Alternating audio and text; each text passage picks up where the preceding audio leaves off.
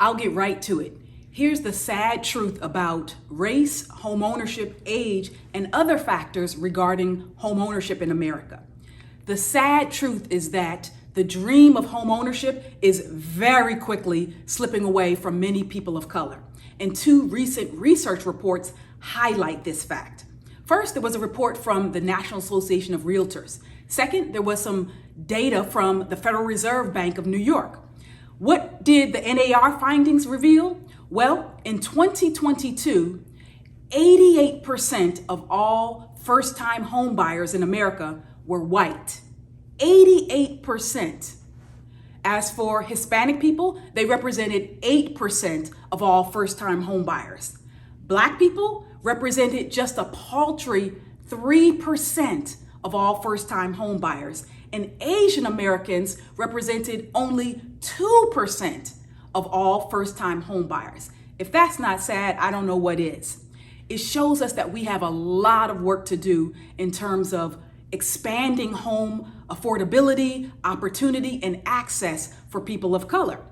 Which leads me to the second thing about that Fed data. They came out with a report, a preliminary report basically, that showed that the CRA, the Community Reinvestment Act, has basically barely moved the needle at all in terms of affording lending opportunities and access to credit for low to moderate income communities. Now, when I saw this report, I was like, this can't possibly be correct. I don't know if you understand or know the significance of the CRA, the Community Reinvestment Act.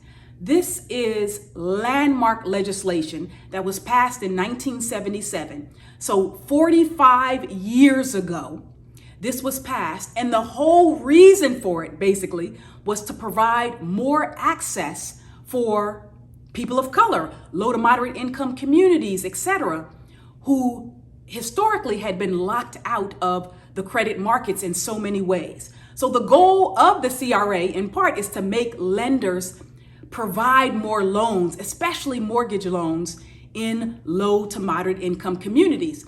And this Fed data, which examined a 20-year period from about 1999 through 2017, said there's been virtually no impact.